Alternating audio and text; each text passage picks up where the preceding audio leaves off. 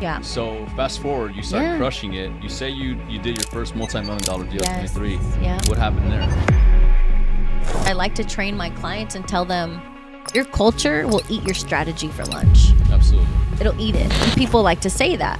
But a lot of people don't have the skill set on how to guide and create the culture. So would you say to define a fantastic leader, would it boil down to things like character? Absolutely. Values? Yes. Mission statements? Yes. Beliefs? Yes. And some people like to fluff those numbers too. They like to pretend like they know what their numbers are to sound confident. But do you have a handle on your team?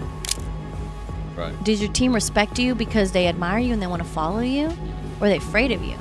Or they talk behind your back when you walk out the door?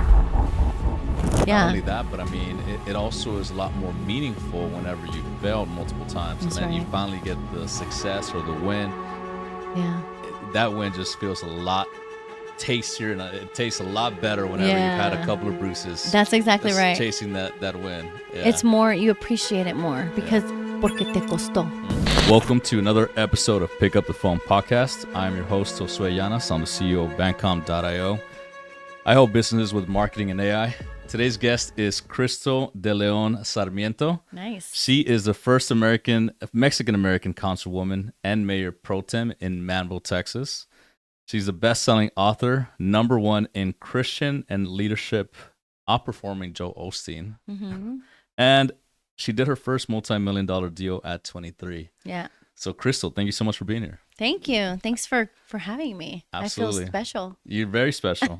I love that. Yeah. Thank you. So I think that's a lot to unpack. I would love to hear your entire love story, Orale, my love story. We'll get into your love story too. You just said you have a great husband, so we'll get into that. Yeah? Yeah. Good. So where are you from? Where were you born? So I was born, technically, my birth certificate says Galveston. Oh, yeah? Yeah. Why do you say technically? Because I was just born there 3 days and then moved back to Houston. Oh, yeah? In Manvel area? No, Southwest Houston. Got it. Yeah. I've only been in Manvel. I'm going on 10 years when I remarried, and we needed a house that was big enough to fit what we thought would be 5 kids for a long time. Yeah. Blended family, 5 kids. We wanted the biggest bang for our buck. Yeah. We were told it's the next Woodlands, and quite frankly, I was tired of all the crime that was happening in my fence. Yeah. From guys that were jumping my fence to break into the neighbors. I mean, it was just bad. That's in Southwest Houston. Well, that was actually South Houston down 288. And we just moved a little further into Manvel, and that's where we are today. Beautiful. But my story, who I am and where I grew up, is the southwest side of Houston. Okay. On Hillcroft, Bel Air, Beach Nut. Oh, very nice. Yeah, like the heart of Southwest. Not A-Leaf Southwest, but Southwest side. I went to Bel Air High School, went to Pershing and Jane Long Middle School. Grew up in predominantly mostly my childhood in an apartment complex called the Fairmont Luxury. There's nothing luxury about them. No, not at all. But that's where really I grew up in. Yeah. Which I feel like prepared me for life because it was the most multiculturally diverse melting pot in the United States of America throughout the 80s and the 90s. Yeah, I would argue Houston is still that. I'm sorry? I would argue Houston is still that. No, Houston still is that, but in that space of Houston back then, you didn't see that. You could drive out and see other things, but like the nationalities that were there, I believe back then there was like over 100 countries. Over 100 countries? 100 countries of pocket? people in that pocket. Wow. So you have like the Mahatma Gandhi district, you have the Chinatown district, you have Chapinlandia district, right? Yeah. Like off of West Park and Bel Air. And then you have all the Mexicanos that were at Fairmont Luxury. So it was like a melting pot. Like you had everything, all the people that migrated, the ethnicities, all of it, the flavors, the cultures, all of it was in that like little tight area. Yeah. So like when I grew up in elementary, my class looked super multicultural. Yeah. Extremely diverse. And that served me fantastically in my career. It really served me. Yeah. It taught me how to be able to connect to people that are outside of my culture, outside of my region, just diverse, right? And in business, that truly is it can help you because, you know, as you start to expand your wings and go out and do business outside of our little, you know, neighborhoods, the world is massive. Right. And so I feel like, to me, that's something I'm super proud of. Yeah. Yeah. And I mean, I think it goes to show also the level of just the way you came in here before we started filming. I mean, you're fantastic at building rapport. And I think it goes to show from your upbringing, you know, I'm sure that helped and played a vital role to that. It played a huge role to it. Not only that, but having to get along and survive. That's the other thing. It's like it wasn't easy to survive in the 80s, like the gangs and all the things, like people don't like to talk about that, but there was a lot of crime. Yeah. You know, there was drug bust in the apartment complexes. I mean, there was crime. There was, you know, a lot of gangs. Like that was the highest peak in the early 90s of the gang task force coming into Houston, HPD doing, you know, all these raids on homes that were having gang parties and stuff. So not only was it diverse, which helped me, but it was also rough. It wasn't that easy to growing up in that environment and having to survive, really. Yeah. So I attribute a lot of that, you know, my communication skills to having to be able to connect to people of all walks of life and be able to get along. So that's definitely. Amazing. Yeah. So what happened after you graduated from high school? Where'd you go? So technically, there's a whole story there. I was teaching abstinence classes. Okay. You ever heard of those? I don't think so. No. I've seen them, I think, on like Mean Chicks. Okay. Yeah. So that's funny. So abstinence was teaching high schoolers how not to have sex. Yeah. Right? Yeah. Don't have sex, kids. Because you will die. Exactly. So there was a movement in the 90s, right? Is like, say no to drugs. And then there was like, don't have sex. And if you do, you know, protect yourself. Right. You know, it's kind of awkward talking about that now. My kids are listening. But irony is that I ended up pregnant. Got it. In high school. Yeah. And funny. It's just, it's not funny, but it is, because I was the one that swore she would never do that because I was a really good, quote, Catholic. Right. And I would never do that. And I was very judgy for my friends that were open about those type of things. And that's why you should never say never, because then you eat your own words. But anyway, I ended up, which is part of my book, Becoming a Lioness. It talks about this story, the story of being raised by my Mexican immigrant father and my mother. Both of them were married until I turned the age of 3. And they split, and my dad had custody of me, which is very rare in the state of Texas. It is very rare. Especially in 1984. Yeah. That doesn't happen. That's unheard of. It's very unheard of. Was that just because your parents decided it that way, or was it the court system? It's very complicated. I don't want to go into that. Sure. Yeah. But I will say that it was rare. Yeah. And my dad is my hero to this day, because to be able to raise a little girl that's 3 years old, be an immigrant to this country, having to learn English and assimilate and build a business with his bare hands, by himself, wake up at 5 a.m, right? Before the sun is up, have to wake up, get your little girl dressed, get her off to school, and then go pick up your maquinas, your push lawnmower, your weed eater, load up, go find business, go knock on doors, see if someone will let you cut their yard, do all of that, and then pick me up from my tia's house after the sun goes down, day in, day out, calloused hands. I mean, Respect. Man. I can see where you got your lioness from. Thank you. Yeah. Thank you. That's amazing. My dad has a lot to do with that. I attribute a lot of my success and a lot of my story and growth to my mom too. Interesting. Yeah, she raised me, and she did the same thing. She got up early in the morning and then just did everything for me. So I attribute 150% of who I am today to my mom. Just like I see you attributing it to your dad. Yeah. And this is a story that most people, when I say, how many of you were raised by a single mom? Like 20% or 30 nowadays, which is definitely sad. In an audience, when I'm speaking, they'll raise their hand. I was like, at least 20%, 20 to 30 are raised by single mothers. Yeah. And that's a whole nother podcast. We can talk about the breakage of family and all that. But in my case, single father, how many of you in my entire career, whenever I asked that question, only 2 people have raised their hands. Yeah. 2. It's uncommon. It's uncommon. Yeah. So I give him all the credit, but he gives the credit to Jesus Christ. Like he always says, without God, without faith, and my dad is a patriot of this country. Yeah. He loves the United States of America. He has taught me to love this country. And he said, if it wasn't for the opportunity of this country, I would not have been able to build the American dream. So my dad instilled those principles of faith, which both my mom and dad did. I'm not going to take credit away from her. Right. She did. They both love Christ. They're very centered. They're very, very faithful to Jesus. The family dynamic was complicated at the time, which I'm going down a rabbit hole from your initial question. Yeah. But that led to my father remarrying my amazing second mom, who's also named Margarita. Okay. Margarita de León. So God wrote that story. I was like, that's awesome. We have the same name. God's plan. God's plan. Love it. She's literally an angel. She's transformed our lives. She came at the perfect time. But anyway, the story goes, I ended up pregnant and I chose to have my daughter. There was never a question about it. Me and my boyfriend, high school sweetheart at the time, there was zero question about should we have her, should we not? And we were young and he was playing football and I had aspirations to, do all these amazing things. And unfortunately, we had her and we were trucking along and then he died in a tragic car accident. I'm so sorry.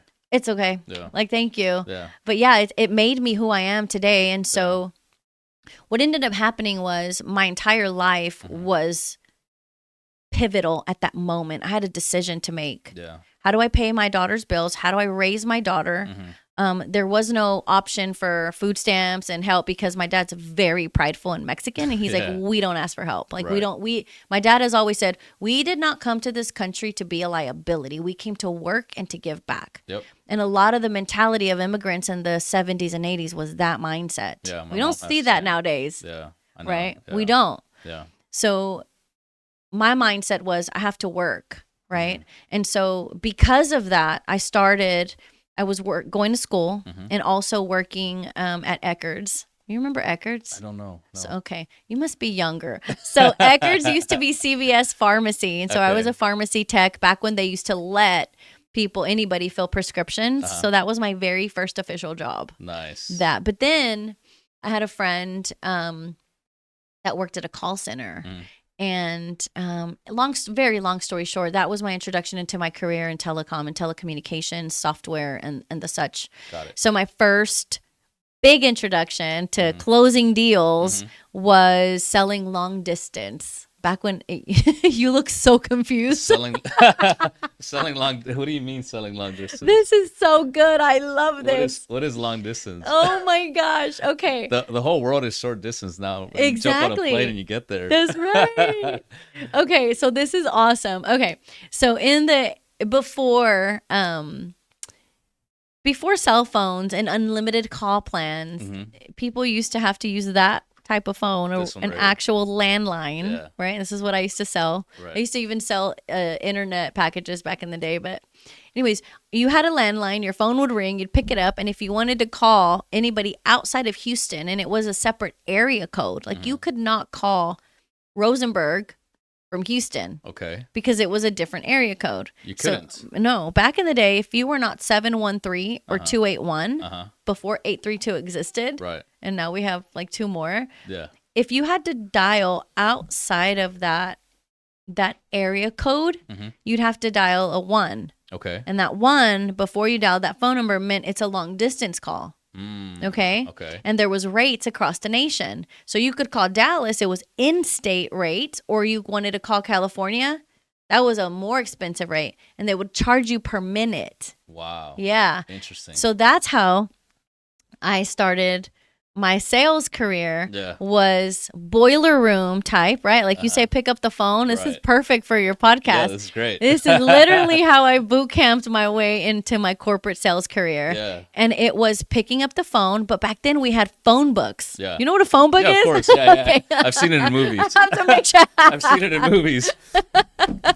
Call him right now. That's what I have to ask nowadays, because my daughter will look at a phone like that, a rotary phone. You know that's called a rotary phone, right? Called a rotary phone. Yeah. I had to do some research. The rotary, when it rolls a thing. This one works. Yes, too, it's called the rotary. So most young generation don't know what that is. Right. So in that job, we had phone books, or they used to farm list, right, to cold call. Yeah. But it was on computer paper, and so the list would be like a book, like this big. Wow. And they would slap these big books on your desk, and so basically where I worked at, it was the entire 9th floor of Two River Way. Okay. It's right off of Post Oak and Two River Way. It's a bit it's over there. And so the entire floor was a penthouse, and they had big tables like this, like 8-foot tables lined up all the way. It was an open floor. So they had hundreds of tables and sales reps on the phone, just picking grinding, up, grinding. it. Yes, just crushing it.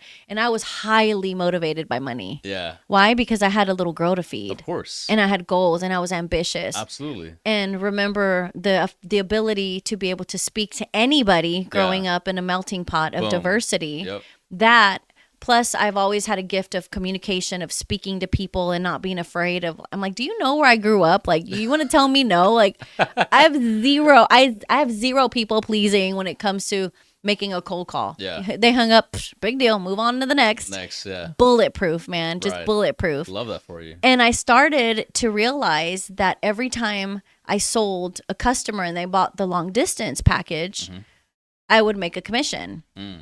And so a real funny story here, after working there for like, I don't know, 2 or 3 weeks, when I finally got like my first full paycheck, addition to my commissions. Now, remember, what does my dad do? He pushes a lawnmower, right? He's a landscaper. He does landscaping. He's got a very small business, and he works very hard to cut a yard in the elements, right? The elements, whether it's 30 degrees in Houston or whether it's 120 in Houston, like, it doesn't matter. You're outside. You're in the elements. There's no sick days. There's no PTO. There's no time off. There's no flu days. It doesn't matter. You got to go work, because if you don't work that day, you don't feed your family. Right. For me, it was different. I got to go into a building, wear a pretty suit, work with a lot of fun people, pick up, smile and dial, and then come home with a commission check. And my dad say, espérate, ¿qué están vendiendo allá adentro? He's like, no, pa' mí que ustedes no están vendiendo larga distancia. I'm like, no, pa, sí. He's looking at my check. He's like, ¿tanto hiciste? ¿Y haciendo qué? And I'm like, Dad, you know the girls that call you to sell you the long distance plans? That's me. I'm like, that's what I do. And he was like, this is incredible. I mean, it was thousands. You're talking 1999, 2000. That's a lot of money. It's a lot of money back then. That would equal to like 6,000 right now. And how old were you at the time? At the time, I started that career at 18, 19 years old. Oh, you were young. Very young. I was a young mom, and I was hungry. And you crushed it. And I had to. I had no choice. That's amazing. Settle. Zero choice. Of course. Yeah. So fast forward, you start crushing it. You say you did your first multi-million-dollar deal at 23. Yeah. What happened there? So being in telecom space, that kind of opens the door to internet, the boom of the internet, right? So the internet ends up being, you may not know this, but it also was very slow, and you had to buy like, I remember the megabytes the and dial-up. Dial-up. You have to dial, and you'll hear the little sound. Yes, and it was anciently slow. Oh, yeah. But then they came out with products like DSL. It's crazy. This is so much. This is ancient stuff now. Blast from the past. Blast from the past. And so I ended up leaving that company and working for Southwestern Bell, if you remember that company. I do, yeah. Okay, so the Baby Bells, which was phenomenal for me because it was corporate training. They taught me how to be professional. They taught me how to sell, and they gave me nice salary, good benefits, all those things that I needed as a young mom. Which is boot camp, right? For business. Right. Well, years later, I got recruited to work at a different company that was a bigger company. And at this point, we were selling, how do I explain it in terms you guys would understand? Basically, like internet service times 1,000,000, where I would go into businesses, corporations that had multiple locations across the world, and they needed huge pipelines. That's what I call them. But really, they were called T1s, OC3s, and these are landlines that used to connect through big data boxes into your office. And obviously back then, companies like Chevron, Enron, oil and gas, they needed enough to facilitate thousands of employees in office buildings. And so the bigger the business, the bigger the pipe, and I'm trying to make that consumable for everybody listening. Sure. The bigger bandwidth. So today, what we get on our cell phone back then used to cost companies like $10,000 a month. Wow. Per location. Yeah. So I was fortunate enough to be extremely technical and be able to learn how to use software, how to combine that into data and be able to sell telecommunication to these big corporations. Got it. And so my first huge deal when it comes to the multi-millions was in that space, was in the telecommunication realm, selling data and internet services. So you must have sold just like a massive data package to a large corporation. It basically was like 40 something T1s and like something. I can't remember the exact numbers today, but yes, that's basically what I did. Wow. And actually, that was one of the things that I did. But before that, I worked at a company called MCI Global, WorldCom. Yeah. WorldCom. And in 2004, it was terrible for them. They laid off 7,000 people. Wow. But before that, one of my clients was La Michoacana Meat Markets. Oh, very good. Okay. Yeah. So for me, that was a massive deal. Why? Because they had many locations. And so that was one of my strategies, was instead of hitting up small to medium businesses, I was focusing on enterprise businesses, and Houston being multiculturally diverse and me being one of the only Spanish speaking, professionals out there. Yeah. I could go into that space in the industry and really connect with those business owners, gain their trust, educate them on the products, and then be able to sell that. So La Michoacana Meat Markets was one of my clients at the time. And it taught me a lesson. It's like you can utilize your network and use your skill set of speaking Spanish, which thank you to my dad and my family, right? Yeah. To be able to close a deal. Right. So you have two ends of the spectrum here. We have multi-location deals that were local to Texas, but then when I moved to the other companies, that was on a grander scale. That was a more national type sale. And so what happens with those is in telecommunications back in the day, your deals were measured off how long the contract was. So in those days, the longer your contract was, the cheaper you could get the price. And it was in our best interest to sign them on, 24, 36, 72-month deals. The longer the deal, the bigger my commission was. Of course. Yeah. So I had to get really, really strategic at like, look, this is why you want to sign a 5-year deal, you're right? gonna get a better price. You're going to get a better price. You're going to lock in all the things. So being in business development early on taught me so much on how to be successful today, and how I train and coach and train my business clients today on how to scale their business, how to work with their sales teams, let's focus on the KPIs, but not just the numbers, but we also have to understand how do you take people's personalities and pull from their abilities and grow and take that to the next level. Because a lot of the times people come in and they're like, it's simple, it's just a formula. How come this guy can do it and this one can't? Well, because the personalities and the mindsets are not there. Yep. You have to be able to understand people's mindsets and their behaviors to get them to perform. And not everybody is motivated by the same thing. Correct. That's a whole nother podcast. Some people are motivated by money. Other people are motivated by recognition. Yep. Yeah. I have something called Culture Index. And so it's a survey that I used to have. You've heard of the DISC profile? Of course, I'm a certified DISC trainer. This is just DISC profile on steroids. It's DISC profile plus 5 more parameters on it. It's beautiful. I think you really enjoy probably it. Not better than mine. I have one that has more parameters than that, but it breaks down so much. So I do this on a corporate level. So it's my own proprietary. Oh, nice. But I have different ones, and I use these on a very high scale. It's what the FBI uses when they interrogate people. They're the ones that actually put a lot of what's behind some of these profile analysis things there. But I use it with my executives when I coach executives and their teams, because I do executive coaching. Very cool. So the CEOs of these companies, of many companies, they sometimes struggle at figuring out how to make the teams blend. It's like, we've got all the framework, we've done the EOS, it's not working. Yeah. Because people are complicated. Behavioral.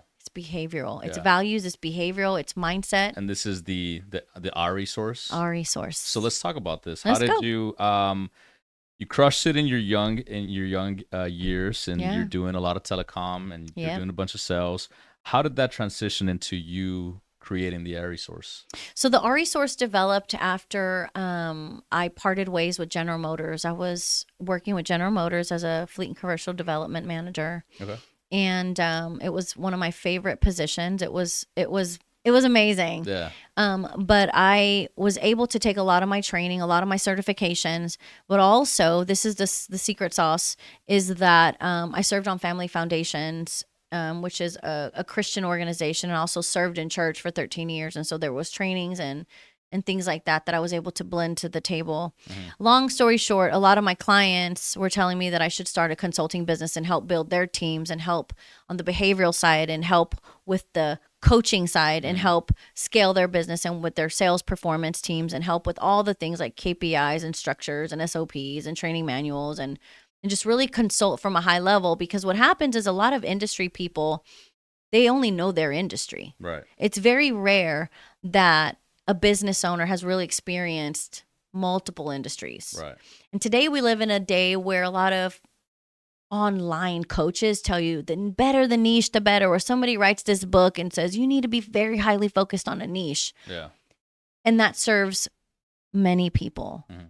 But when you're a business development professional, understanding businesses as a whole and how this industry integrates with this industry and how to make them connect, how those trends are impacting your industry, you have to have an understanding of what other industries are doing. I just made a word salad right there. That was a word salad. But really, it's understanding how I've seen that same thing, and I don't care what you're selling or what your clients are. Every team experiences a lot of the same struggles, dysfunctions. Yeah. And just because we have frameworks, I like to train my clients and tell them your culture will eat your strategy for lunch. Absolutely. It'll eat it. Culture always comes first. And people like to say that, but a lot of people don't have the skill set on how to guide and create the culture. I see what you mean. Because I've seen very bad leaders in this world. And I'm not talking about just business. I mean, in politics, community, in politics. So one of my favorite quotes is everything, just let that word simmer there. Everything rises and falls on leadership. Very easy. But so complicated. Everything rises and falls on leadership. An entire business organization we have seen crumble under the weight of bankruptcy based on a bad leader who did not have people in mind and wasn't serving and was self-serving and did things for the wrong reasons. Right. Or they come in because they can self-fund or they have access to money, but they don't know how to really speak to the heart of people to get them to become a true team, like a soccer team. And I talk about this with my clients. How are you going to get your team to the championship? What's the championship for you? Do you even have that defined? Yeah, it's to make $1 million. Okay, great. That's a number. I get it. How are you going to get the team to the championship? And who are your competitors? Who's in the playoffs? Have you even made the playoffs? Great, I have a team. Is everybody on your team? How many need to be traded? Do you have the right people in the right seats to help you get to the playoffs to ensure that you're then going to get to the championship game? And then do you have the game plan to win the championship game? Because we see this in business and we have, I hired this guy, hired that guy. I just need somebody that can smile and dial. But then you end up with a bad hire, and a bad hire can cost your company 7 times their salary. Yep. That's what studies say. The Harvard Business Review says that 7 times. And a lot of people don't understand that bad hires are like a sandbag. You're losing money, and a bad hire can be detrimental to the culture. Right. Hiring the right person should bring in the law of multiplication, where it helps push the things, or push them forward, push everything around, push everybody towards that goal. Right. Whether it's a soccer team, right? I'm just using hypotheticals now. Sure. But in business, we can talk all the numbers. We can talk year over years. We can talk scalability. We can talk, your KPIs. We can talk metrics. We can talk all the things, scorecards, all the number things that sound sexy, right? Got it. Great. And some people like to fluff those numbers too. They like to pretend like they know what their numbers are to sound confident. But do you have a handle on your team? Right. Does your team respect you because they admire you and they want to follow you? Or are they afraid of you? Or they talk behind your back when you walk out the door? Like when the substitute teacher was there. Yeah. And what do the kids do? Substitute. We don't care. Yeah. If you're the kind of boss, and I can guarantee you, most bosses are the last ones to find out what's going on in an organization. Why? Because they're at the top. Not by nature. It's human nature. Your team is going to gravitate towards each other. And the boss wants to be friends with the team. But guess what? They're having conversations behind that boss's back.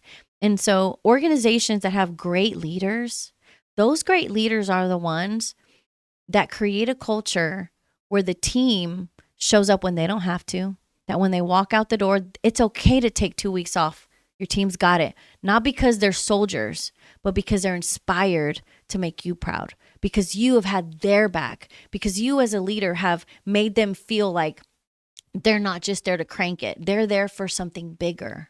And that's the thing with people, that sometimes they're motivated by money, but at the end of the day, we're all focused on significance. Right. And we can then take a team and create a common goal of significance, and everyone feels like, man, I want to crush that goal. Not just for me, but because my buddy here, he's got a baby on the way and I want to see him succeed. And this guy over here, his mom needs medical bills paid. I want to help him. And more than anything, my boss is amazing because he's always had my back and he's built my confidence up. And when he's not here, I want him to succeed. When we have a culture like that, the KPIs will take care of themselves. I'm not saying they don't matter, right, but I'm saying it works. And time again, it's very sad. I'll walk into a business, family-owned business most of the times. We got 10, 15 employees. The dad and the Theo, they started a painting business 15 years ago, and no one taught them how to do this. Yeah. But they got big contracts, and they're coming out, and they, oh man, we got $500,000 contracts. Let's hire people. And then there's toxicity in there. There's employees that don't stay. They're not hitting they don't even know about KPIs. Yeah. Right? It's like, hey, can you forecast your next quarter? And they're like, what? What's forecasting? What is forecasting, right? Yeah, that's a question. Yeah. What is that? What are you talking about? I'm like, what's your forecast? Yeah. Well, what's that? It's like, how do you know what you're going to make? Where's your closed deals? Can you forecast that and have confidence in it? Well, I don't know. Well, how many bids do you have out? Bids. How do you know you're going to be in business in a year from now? Yeah. Right? Most people don't know those things, that they need to have the sales funnels, that they need to have the metrics that help them stay on track, so that they can know exactly in 3 months from now, I've got $100,000 out or $1 million out on bids. If my closing ratio is between 20 and 30%, then I know that I'm going to translate that into hard dollars. And then off those hard dollars, I'm going to have profit. And off of that profit, then I can save money for, the emergency fund. I can have them in my general fund, and then I can pay employees. And how do I measure my business to be able to scale? And that's the thing that most people, no one teaches them that. Right. That's why so many people get into business and fail in the first 5 years. They don't know the very basics of all that they have to understand. So long answer, huh? That's a beautiful answer. That's a very deep and meaningful answer, I would say. I think that it seems like you know a lot about businesses, and also, more importantly, a lot about leadership, and I think what would be helpful to any viewer or anyone that's listening to this podcast would be to define what leadership is. Oh, I love that. That's such a good question. Thank you. Oh, I love a challenge. I love a challenge. Okay. Yes. Without looking at the dictionary, I would say for me, leadership is the ability to inspire others to come together for a common goal and crush it together. That's what leadership is. Leadership, there's many books on leadership. Yeah. Everybody, and a lot of people just copy other people's things. But the reality is that what is leadership what is the essence? What is the ability? What is the action that comes from leadership? What is it creating? If I am leading or you're leading, this is something I teach my clients. Titles do not make leaders. Titles do not make leaders. Sometimes they can ruin a leader. If you give them a title too soon and they're not truly ready with the servant heart, servant leadership to their team, they might get an ego and that'll hurt the team. Okay? You could have an employee that works in a mail room, no one sees, or cleaning toilets, but they come in with the best attitude. They're smiling. They show up on time. They're dressed. They take pride in what they do. And that person has the ability to influence others in the department or in an organization. That person that's even at the very bottom has the ability to influence others, either positive or negative. I'm going to flip that script. Let's say you have a team of, let's talk construction, hypothetically. You have a team of 10 guys on a crew. You have a guy that's been there 10 years, so he's earned a promotion. You got 5 young guys. They just started out. 9 guys talk bad about the leader. He's arrogant. I've been here longer than you. They don't really like him. Work is sloppy. He's not leading by example. He's carrying some type of influence. What type of influence is it? So what I'm getting to is that leadership, beyond the ability to inspire you to crush it, it can do the opposite. You have bad leaders and you have good leaders. Leadership is nothing more, nothing less. It's very simple than influence. That's it. And not influencers, right? Not social media influencers, but influence. Influence is the ability to look at someone and want to behave. They have the ability to impact your behavior based on how they carry themselves, right? You know how a bad apple will spoil other apples? Yeah. Exactly. They're leading. So that's why it's crucial for business success to hire good leaders, amazing leaders, not just on technical skills. Technical skills can be taught, but if you have a great attitude and you have someone that possesses the ability to inspire, to motivate, and lead with integrity and get everyone to follow them, that's a good leader. Someone that can get people to behave in the highest capacity that they can. That's a good leader. But then there's bad leaders, right? Right. That's what leadership is. It's influence. Yeah.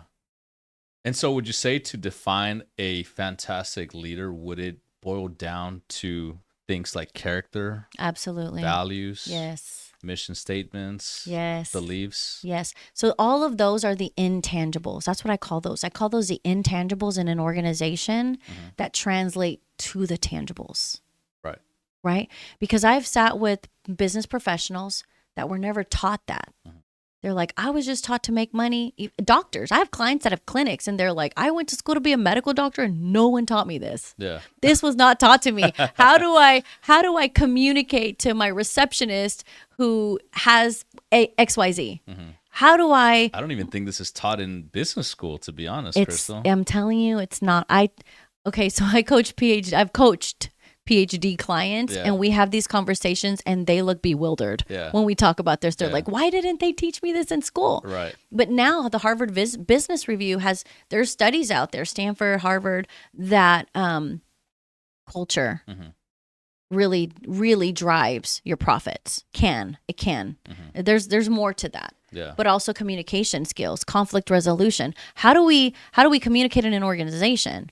Without me going off on that topic, let me bring it back over here. But the reality is that when it comes to an organization, and we're talking about all of the intangibles, your character, your integrity, your pride, your commitment to excellence, these are the things that I talk about with my clients. Is like, how do you know you are doing a good job? How do you know? If I sit with your VPs and I ask them, how do you know you're doing a good job? What are they going to tell me? Oh, because I'm not fired? How do you measure that? How do you measure excellence? How do you measure integrity? How do you measure attitude? Mm-hmm. How do you measure pride? Stuff. It is. Surveys. So I love surveys. I do surveys with my clients. That's the first thing I do when I come in with a client. I'm like, let's survey your people. Yeah. And 9 times out of 10, the CEO is like, no, they're going to say bad. I'm like, expect them to. You want them to have an outlet where they can feel like they vent. Yeah. Because if you don't know the real landscape, what's going on under the water, how are you going to fix it? Right. And then you're blindsided because they've been having water cooler conversations and you're the last to find out. Mm-hmm. Right? Yeah. So a good leader's not afraid to have constructive criticism. Coaching. So I teach my clients constructive coaching. Mm-hmm. No one likes the word, hey, let's sit down for your one-on-one. Let's can I give you some constructive criticism? Yeah. Your body tenses up. Yeah. No one wants to be criticized. Right. It's our nature. Yeah. But if I say, hey, I'm trademarking this, y'all. If I say, can I give you some constructive coaching? Yeah. Can we coach on this for a little bit? Yeah. It's a lot less defensive, right? Their defenses are down, and it's like, I just want to that's what constructive criticism is. I want to help you be better. Mm-hmm. So that's what coaches do. You coach people to be better, to perform better, right? To hit that next level of excellence, right? Right. So yeah, surveys are great. But when you first look at people that you want to bring on your organization, you have to do a lot of vetting in the hiring process. Mm-hmm. The hiring process will make or break your team. Mm-hmm. And a lot of people, and this is another t-shirt or chapter of a book that I like to call, but it's, if you rush your hires, you're going to rush your fires. Yeah. And a lot of people say, right, the business gurus of the world, they say, fire fast, hire fast, fire fast. Yeah. I'm like, okay, how many people have you hired and fired? It sounds like you're quick to fire people, but when you really look at the cost of that, that's hitting your P&L. Right. The cost to hire, to acquire, to train, to retain, that has a tangible effect on your business. And so I like to tell my clients something different. I like to tell them, if you rush your hire, you're going to end up rushing that fire. Mm-hmm. And so I think it sounds sexy in the business world to say, hire fast, fire fast. I challenge that. Yeah. I always challenge that. I'm like, that doesn't make sense because I haven't seen that work in real life. Right. So if you take your time and you know what you're looking for, and you're looking for strong leaders, people who have all the things that are your value systems that you're never willing to compromise in your organization. Like, we are not going to hire XYZ, period. Right. Great. Right. That's a baseline. Where am I going to take my organization and say, what are we looking for? What type of caliber of people are we looking for? Mm-hmm. Let's use the Astros, for example, right?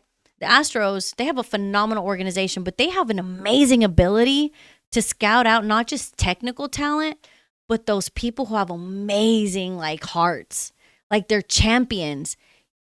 A champion can have a resume, but there's just something about a champion that walks in a room and you sense that champion spirit. Yeah. But even before they even have the ring. Right.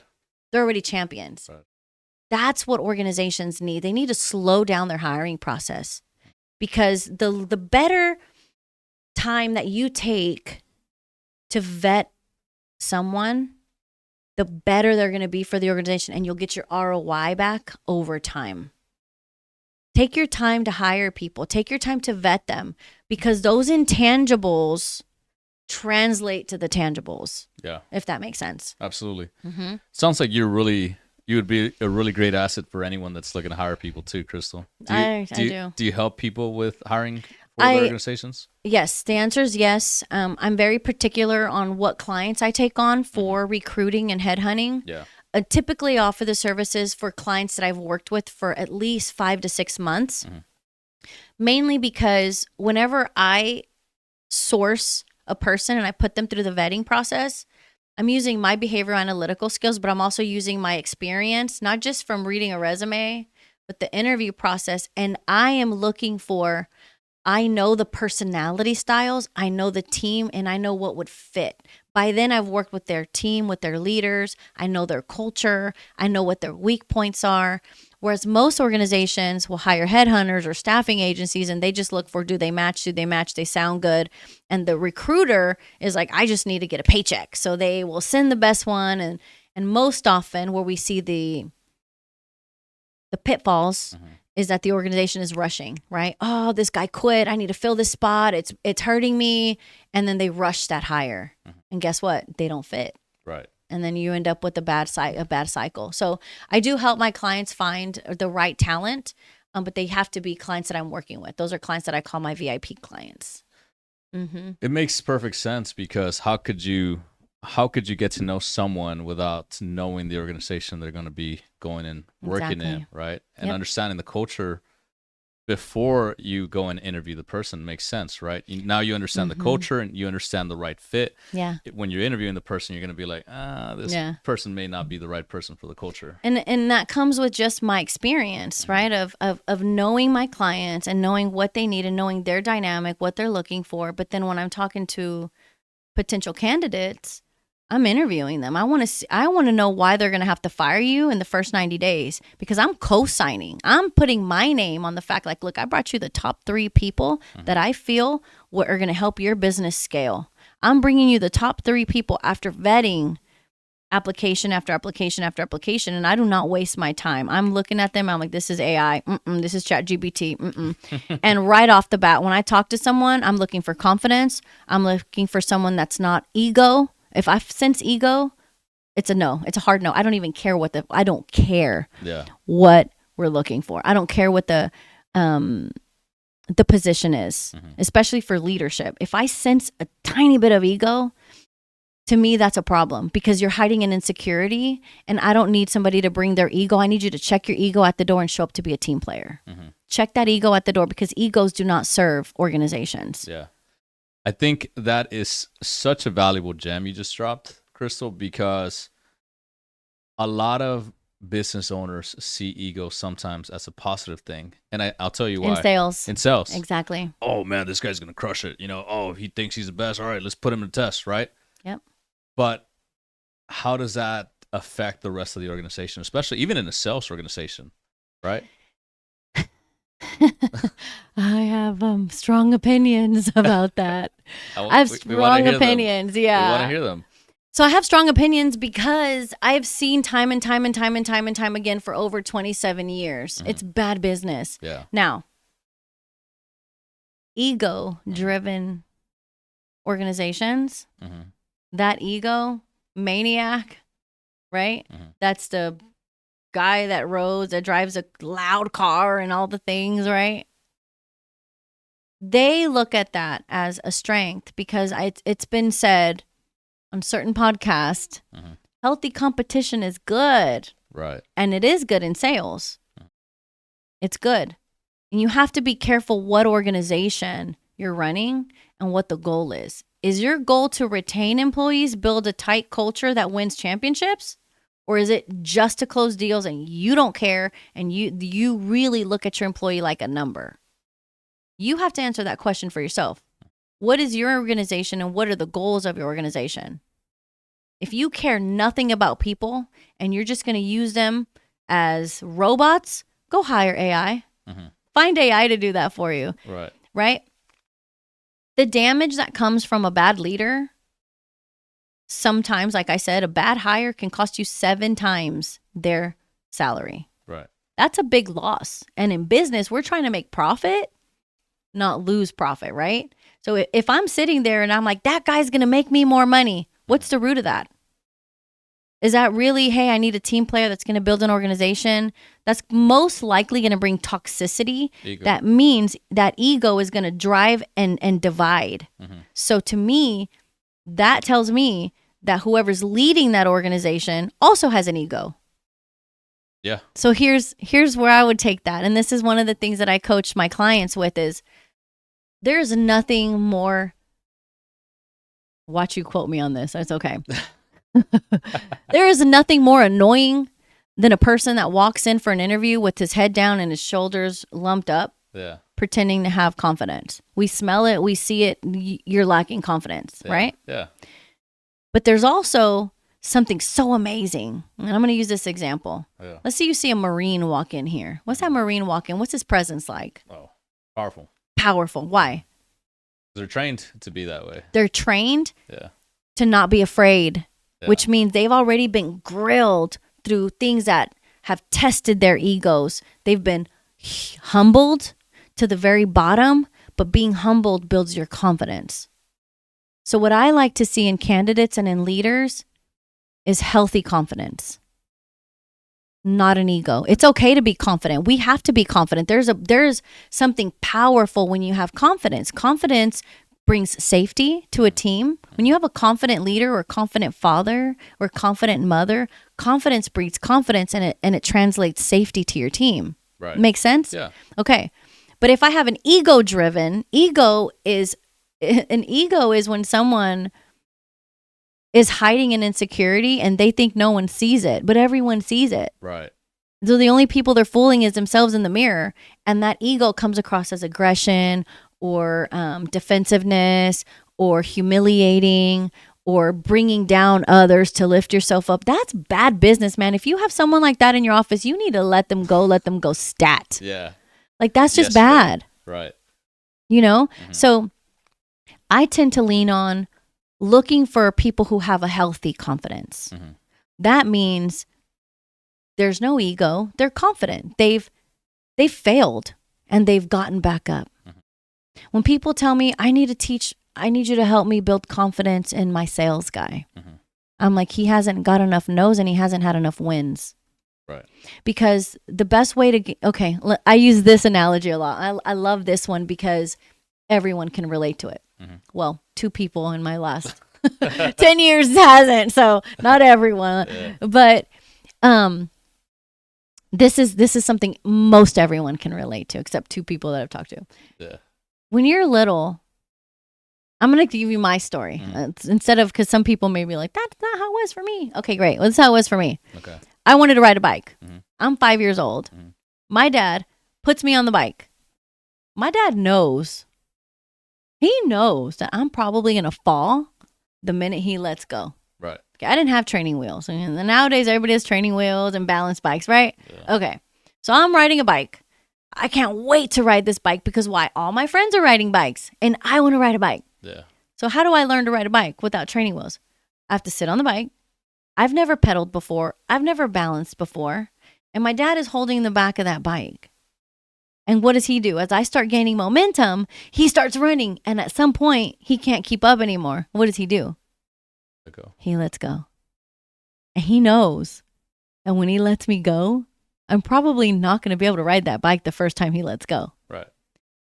In other words, he knows I'm about to fall. And he knows it's going to hurt. But does he still let me go?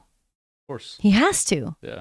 Otherwise, I will never know what it feels like to balance that bike and pedal and have to balance it myself. No one can learn to ride a bike without letting go. We all have to learn to balance it ourselves. Mm-hmm. Okay?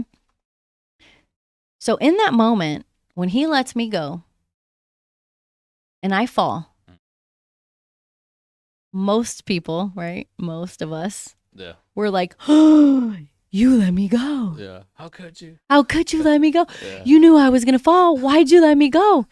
That moment, you either get back up and get back on the bike because you want to learn to ride so bad that it's okay. You felt that fall, but you're willing to get back on again and fall again. Why? Because riding that bike is the goal, and you're willing to fall again because you are hungry to learn to ride that bike. And what does my dad do? My dad comes back behind me and he goes, okay, mijita, otra vez. And he goes, ¿Ya la agarraste? You ready? And I'm bruised up. I'm crying, but I'm pedaling. Okay? And my dad goes, okay, te voy a soltar.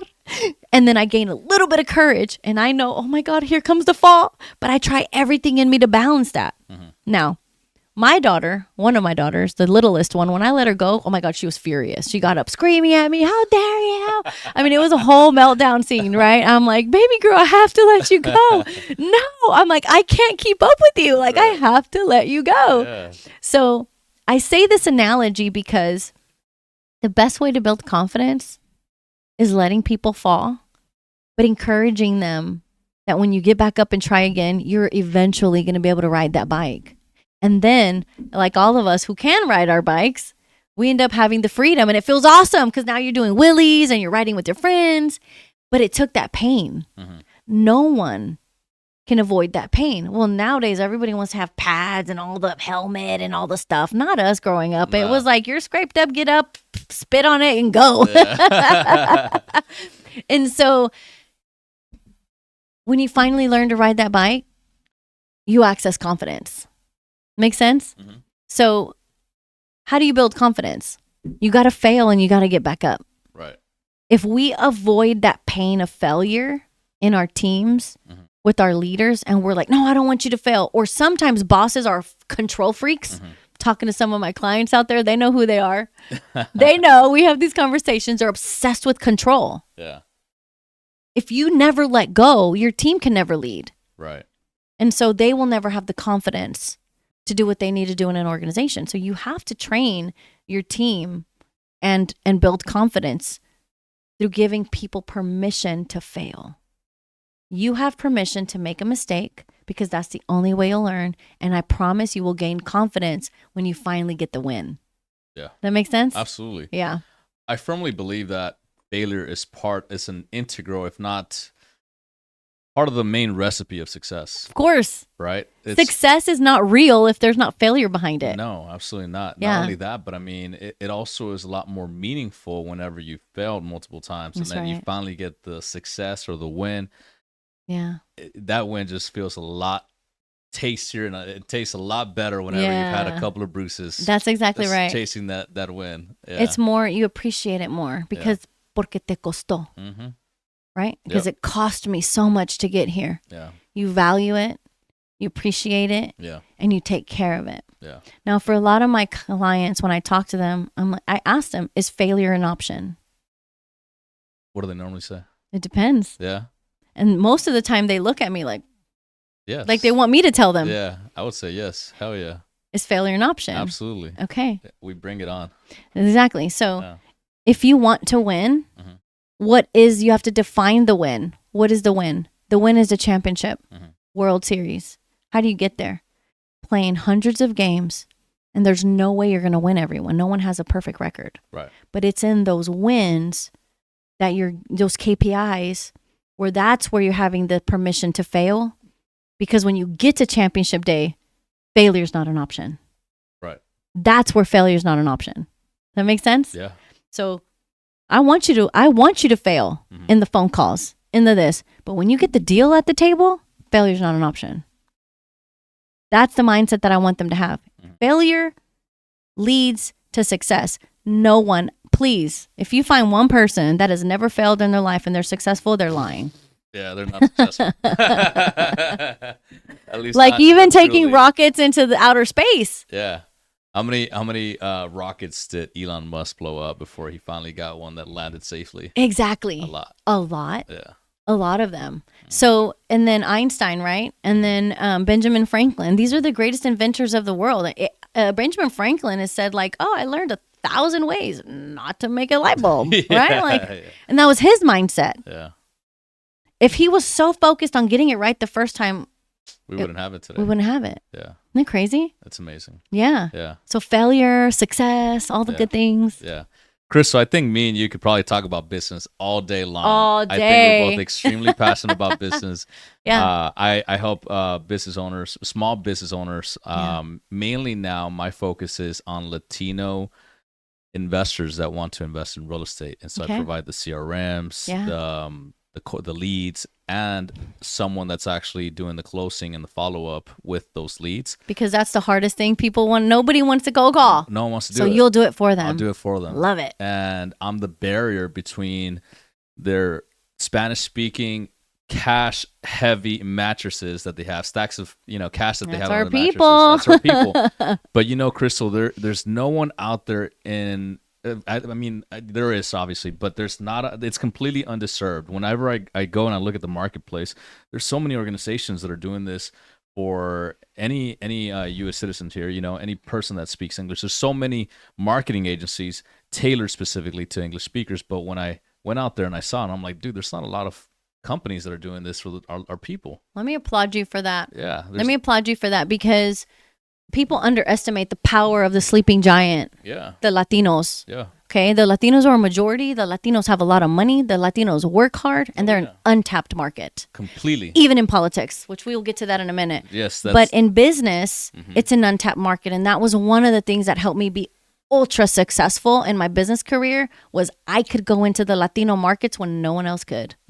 Untapped market. So I applaud you for that. I appreciate that. Yes. Well, it's like one of those things where you have like a light bulb kind of bam, eureka moments. I was sitting at my desk and I think I was just like meditating. I'm like, where do I want to take this company next? What's next in this next journey? And it was as bright as day. Just like literally the light bulb went off. No, it was like it felt like the room was on fire. You know what I mean? Wow. I'm serious. It came to me that hard because here I am spinning my wheels sometimes, and I have a lot of clients. Most of my clients right now are English speakers, right? But I'm like, man, there's so many people out there, and I've had already a couple of Spanish speaking clients, and I'm like, these are my people, and these are who I need to serve. That's exactly right, and that's your niche. That's my niche. Everybody that speaks Spanish. Everyone. I love it. That's a good niche to have. Absolutely. It's untapped. I'm really excited about the future and how I'm going to help out our Latinos. So thank you. Thank you for doing that. Absolutely. We'll catch up again in the future, and I'll let you know how that's going. Let's do it. I just launched some Facebook ads, and I have like a bunch of leads coming in. I'm excited about that. Congratulations. Thank you. That's amazing. Thank you. Let's switch gears here because we'll talk about business all day. Yes. Let's talk about politics. You're the first Mexican American councilwoman and mayor pro tem in Manvel, Texas. I know nothing about politics. Full disclosure. That's fine. I didn't either. Yeah. I didn't either. I had zero interest in politics. How did you get involved? How did you get in there? I won't give you the novel version, which is the long story. Yeah. Ultimately, we moved to Manvel, and I obviously do business coaching and development, and I had clients down there. And some of the things that we were trying to use as strategy to take them to the next level, the city was inhibiting. They weren't letting them do it. And so I've always been a follower of politics. I'm very involved. I'm a strong voter. I vote every time, every primary, every election. My dad taught me to do that, obviously, as a Mexican patriot that immigrated here and has his citizenship. He's like, nosotros votamos. Yeah. We vote. Absolutely. And so being involved and obviously understanding trends and how policy affects my clients, I've always been involved in it. And so I've watched from the sides. I have friends that are involved. I've coached political candidates, not on politics, but on the things that we've talked about. And there was a need in my community to help the businesses grow because unfortunately Manvel was a donut hole, and it took me and my team. In politics, people like to say, I did this, I did that. And that like irks me because I'm so team focused, and I love when we do things together because no one does anything of significance on their own merit. No one. It's a lie. No one. No one is self-made. No one is self-made. I do not like that. No one is self-made. You cannot build anything of significance by yourself. Right. It's just not going to happen. Right. So with that being said, we were able to work together as a team, as a council. Where I will say is that I was able to guide a lot of those discussions on the policy based on my industry experience, right? Doing what I do in business, working with organizations and teams, and understanding what I understand about the industries I've coached and worked in and developed business in. I've been able to bring those skill sets to the dais where we're talking about policy and implement tangible change in our community, where now we're seeing growth. Now the developers are like, oh, I don't have to sue the city anymore. Gosh, it's like, really? Like, y'all are a breath of fresh air. Yeah. And so I won't take 100% credit for that. I have to give credit to my mayor. I have to give credit to my council. We don't always agree on everything, but we still get along amazing. Right. And those are the things that drive change and affect the communities when you have great leaders. Right. And I put myself in that category because it's not always about me. I vote with the things that I can go to sleep with at night, that my conscience feels clean about. But I also vote for what's better for the taxpayer and what's better for the people in the community. I have them on my mind, and I'm a mom. So I have my child on my mind because we are integral in this community. So those decisions, they're not just affecting me, they're affecting the people in the community. And being able to make decisions in business and work with organizations and And really the skill set to have 12 different mindsets in a boardroom with their egos and being able to say, can you check your ego at the door? When you sit down here, we're going to work towards a solution and I need no ego. And 90% of the time, I've always been the only female and I don't care, right? Because my dad raised me to not care. So it's been one of my strengths. But that's what you need. That's what we're lacking in politics today is the ability to say, I'm not looking for the next win because it's self-serving in politics. I'm looking to make true change and policies that affect industry because that translates to the community and that puts more money in their pocket and it means less tax dollars. And so if we support business and we know how to run them and we allow, business to thrive, then that means the people all succeed. Right. And when you have that mindset, then change happens. Right. And your community loves you. Yeah. Right? Instead of, we hate that guy. Yeah. He's from our hometown. Yikes. Yeah. Right? Like, you hate that guy? What did he do? That's Nothing. hilarious. I'm like, oh, sorry.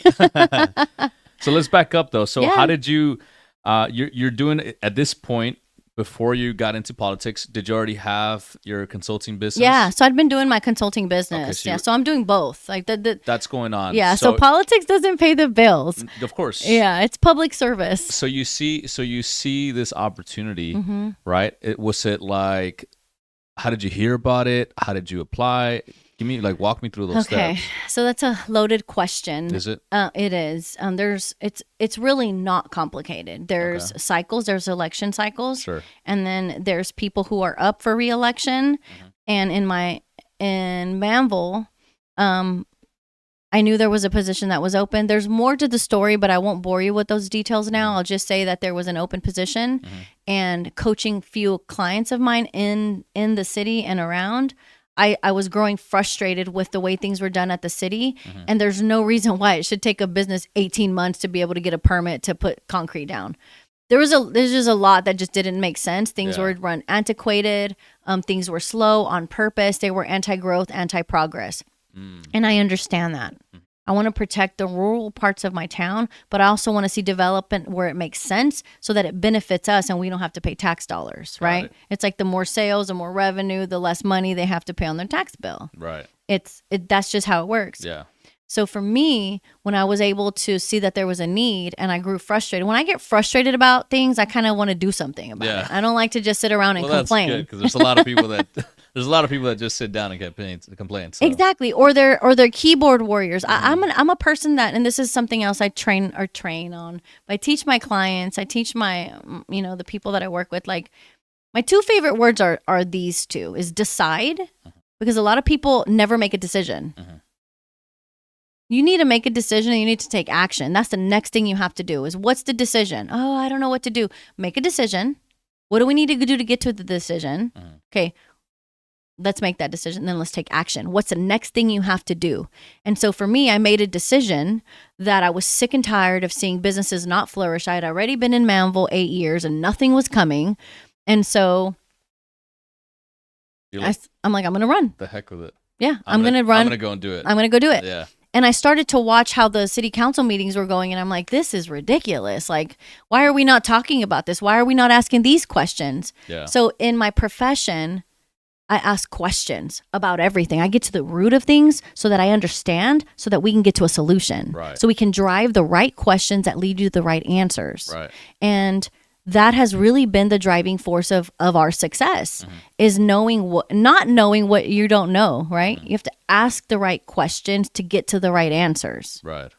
And so I was like, I'm going to run it. I'm going to run. Yeah. And so there was a filing deadline. I filed the last day. Nice. Yes, there's a whole story to it. I filed the last day and I campaigned and I beat the incumbent. And the incumbent basically means somebody that had already been there. He was the established person. Yeah. And for someone else to come in and run and knock him out is a big deal. Yeah.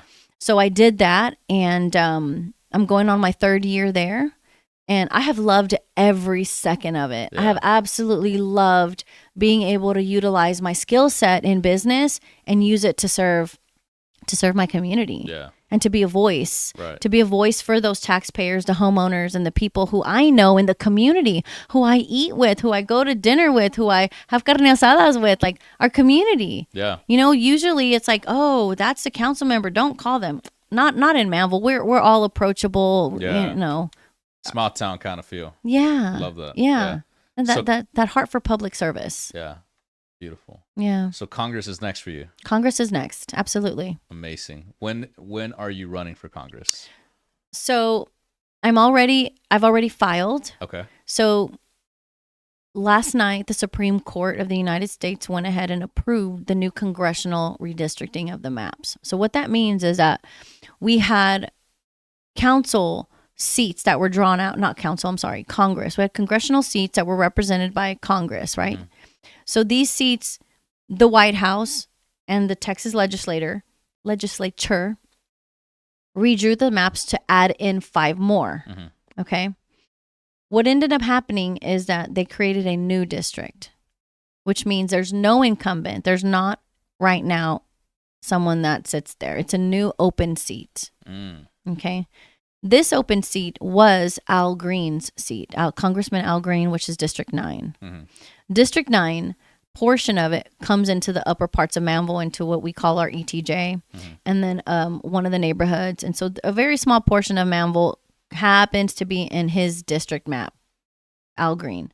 Well, the new map flipped it. If you're looking at Houston, Texas, the map basically cuts a chunk mm-hmm. out of southeast Houston. Okay.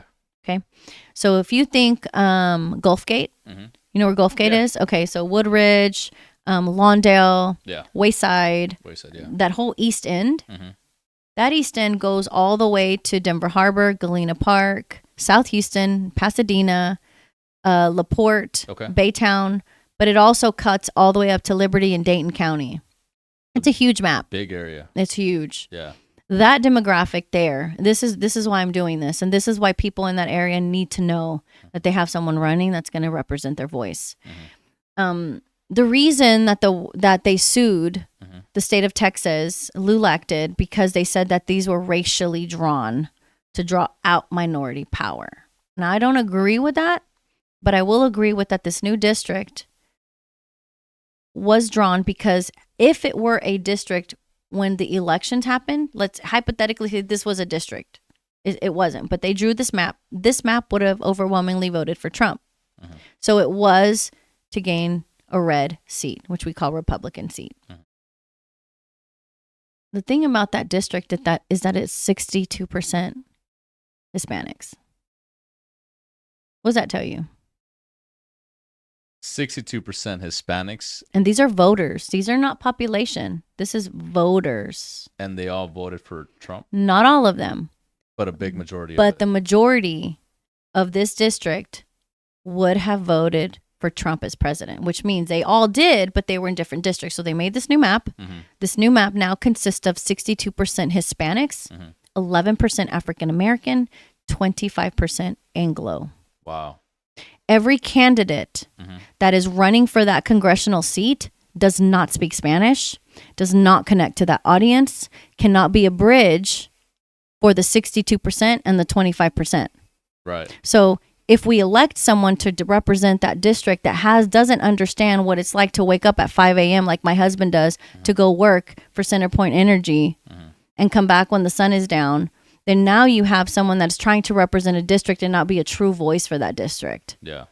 And so that to me is offensive. I'm like, really? You want to be a voice for the 62% of Mexicano-Americanos? Mm-hmm. How are you going to relate to them? Yeah. Oh, you got daddy's money? Yeah. Oh, you want to talk your MBA? I can talk MBA all day long. Yeah. But do you know what it's like to see your dad wake up every morning and go have calloused hands and cut lawns with no rain? I mean, with, no PTO, none of those benefits, none of that. Yeah. And that district is working class. Right. It's a working class. Those are my plant workers, pipliners, port workers. So wait, Chris, so you're saying that there's people that are running for this Congress seat that don't have that connection to the people and they want to represent them? Yeah. How does that make sense? Exactly. So people are asking me, they're like, why Congress? I'm like, why not? Why not? What are you talking about? Because I have a problem. Because we need you. Yeah, absolutely. I have a problem with people trying to be a voice for a constituency that they don't understand. No. Or that they can't relate to, or that you possibly couldn't ever relate to in any sort of way. Ever. Right? Ever. I don't care that your grandpa was from Spain. Yeah. Spanish have nothing to do with Mexico No. other than they came and conquered. That's it. And in the 1500s, right? But what I'm looking at is that overwhelmingly, and I'm not saying everybody 100%, but that 62% of the population is mostly Mexicano-Americanos, Mexican Americans. Yeah. Right. Southwest Houston, we know. Southwest Houston is a blend, right, of de todo. Venezolanos, Cubanos, Puertorriqueños, you know, everything, you know, Guatemalans, Chapines, which, you know, it's a melting pot of all the Hispanics. Right. But the problem that we have is this, and this is why I get spicy. Mm-hmm. Spicy coming out. I get told all the time, well, yeah, it's 62%, but guess what? Hispanics don't vote. And they're right.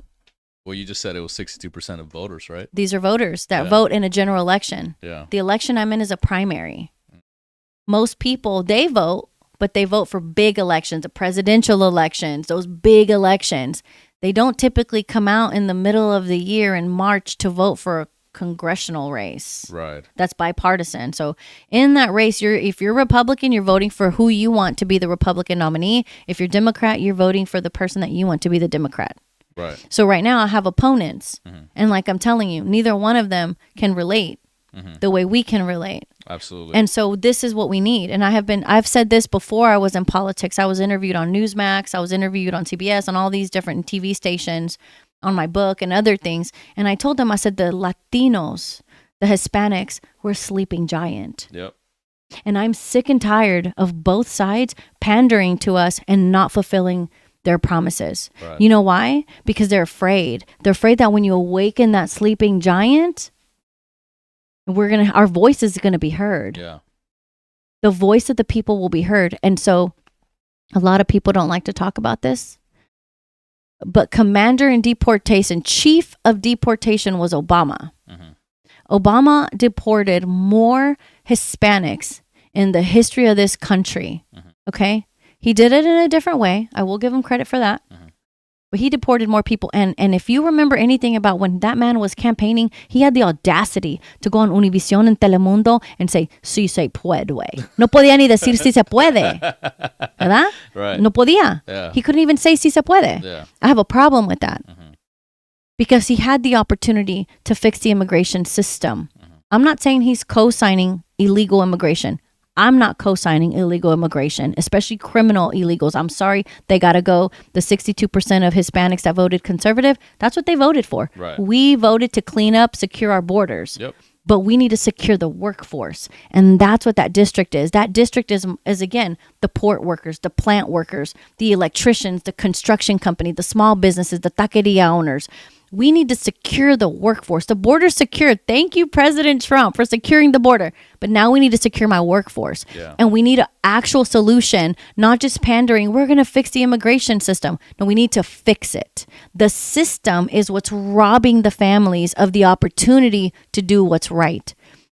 I have a friend. She posted this on social media the other day. She came here on asylum. Mm-hmm. Like 7 years ago, 8 years ago, a long time ago. I don't know the exact year. She came here on asylum. Yeah. It has cost her over $100,000 in attorney fees to finally get her citizenship. $100,000 in that span of time in legal fees and everything that she's had to go through to be able to get and attain her citizenship. Wow.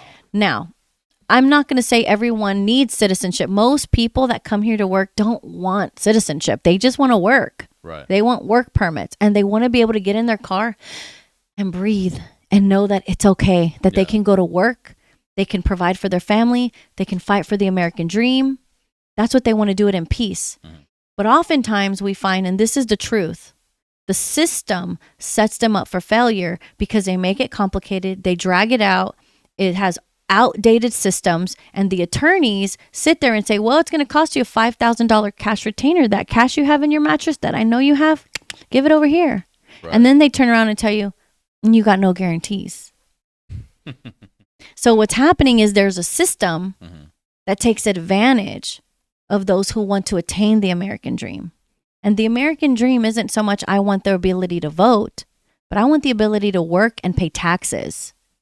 And that's the dream that I'm fighting for those people who have lived here, who were born here, who want to build the American dream, the working class, but also those that have immigrated legally here and want a pathway to be able to work. Right. That's what we need. We need to secure the workforce. And so this district that I'm fighting for, and also all over Texas, really. So here's the thing that people don't like. None of us like to see a grannies being slammed on the ground by ice, right? No one likes to see images like that. Not at all. Personally, I haven't seen an image like that. Okay? I haven't seen those images. I've heard stories. But spitting, kicking, trying to fight, trying to show up at ICE's house and hurt them, that's not going to fix. You're making it worse. You're creating chaos and you're making it worse for people. Those things are fixed at the federal level in Congress. That's where Congress has to have the backbone and the guts to finally sit down and talk and come up with a plan that brings a solution and be able to say, we're the party that got it done. We're the ones that found a problem that was plaguing our nation and fix it. It's not complicated. The complicated part is getting people with big egos in a room and agree on a solution forward. Yeah. That's what we're fighting. And so when people ask me why Congress, there's two other opponents. I'm like, yeah, but they're not the right ones. Exactly. Period. Yep. I would agree wholeheartedly with that statement. Well, thank you. I would also say, Crystal, that your experience and your upbringing make you the most qualified person for this space that you mentioned. The demographic in the district. In the district, yeah. And being able to get in there with your business experience and being able to listen to people, understand where they're coming from, and then finding that common ground, I think could potentially drive change. And that's the goal. Yeah. The goal isn't to go to Washington and look cute and have staff and then fight on TV with, the outspoken crazies of the world.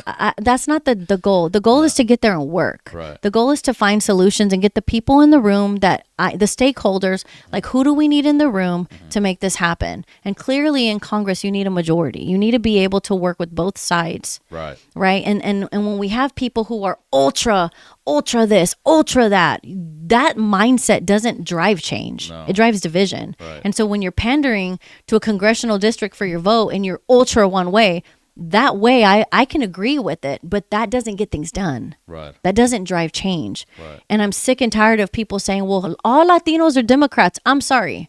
I'm not. No. I'm not. I'm for capitalism because it's that dream that allowed my father the ability to buy a home, build a business, and raise his little girl, and eventually have a family and be able to realize the American dream.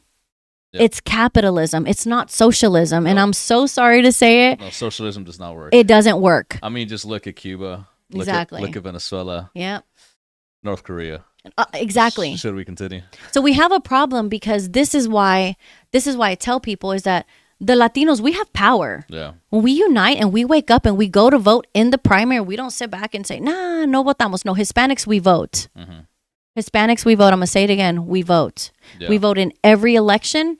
I don't care how you're voting. I want you to vote for me, but we vote. Yeah. And besides that, the Democrat side, and I have friends that are Democrats, right? They're no longer hiding the fact that the agenda is socialism. And socialism is a gateway to communism. Yep. And so the people that have a lot of money that aren't even in our country are influencing our elections by buying the Democrat side and trying to push the socialist agenda. I'm not for that. So when people ask me, you're a Latina and you're Republican, you dang Skippy, I am. Well, I'm pro-capitalism is, I think, at this point, what it's kind of becoming. It's almost like a fight between capitalism and socialism. It is. It's always been. Yeah. And it's more apparent today than it ever has been, And that's dangerous because they're not even apologizing for it. Now they're coming out saying they're proud Democrat socialists and you got to feed the poor. Absolutely. We should. It's it's a commandment to feed the widow and feed the poor, but it's not to sustain them and maintain them. Right. It's to give them a safety net, help them get on their feet so then they can provide for themselves. Yeah. They can go out and crush it. That's it. Chase the American dream, baby. That's it. The American dream, not the socialist scheme. That's it. That's my tagline. I love it. Yes, sir. You got to trademark that one right there. Yeah, it's my campaign tagline. So I could definitely fall behind that. Yeah. Well, let's make it viral. Yeah, absolutely. Yep. So look, Crystal, I love everything that I've learned about you. You've got my vote. Yeah, thank you. I don't live there, but I'll go out there and I'll vote there. I have your endorsement. Yeah, I love it.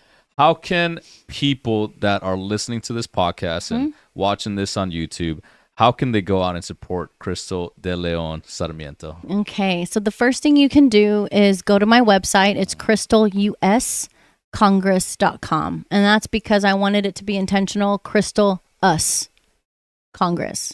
It's not about me, it's about us. Right. Okay.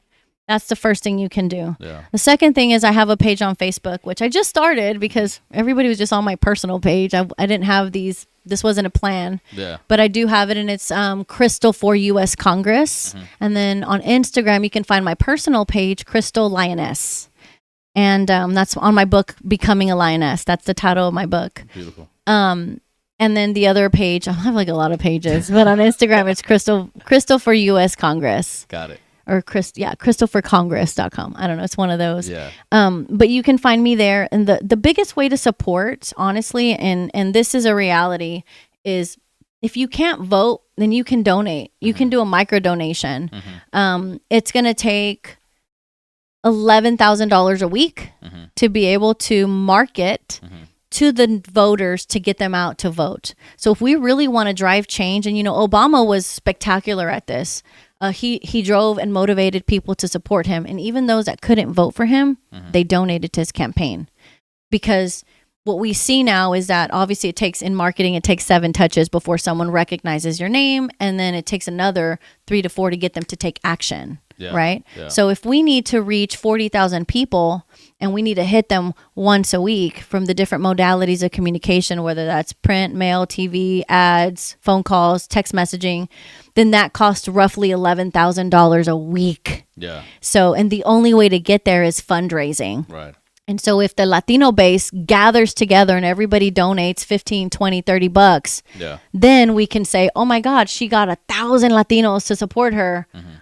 With money. Yeah. $5, $10, $100. Yeah. Absolutely. How much do you want us to get to Congress and change something? How much is that worth to you? It's worth a lot. Exactly. Yeah. So that's the best way. That is the best way, is to financially support so we can drive this, build a momentum, and build a movement of Hispanics we vote. Beautiful. I have 20 Egyptian people ready to call for you, Crystal. So let me know. I love it. And I know how to pull the list. I love it. I know how to get their phone numbers. Let's do it. And my dollar makes $1,000 to $3,000 per day. Yeah. On average, we can reach with my callers, we can reach around 100,000 people a day. That's amazing. So we can talk business numbers after this. After this, yeah, we definitely are. I love it. I love it. Yeah. We'll appreciate your time. Absolutely. Thank you so much for coming out here. I really appreciate your story and everything that you shared, and I can't wait to see you in Congress. Thank you so much. Absolutely. I appreciate that. It's been fun. Thank you. Thank you so much. All right.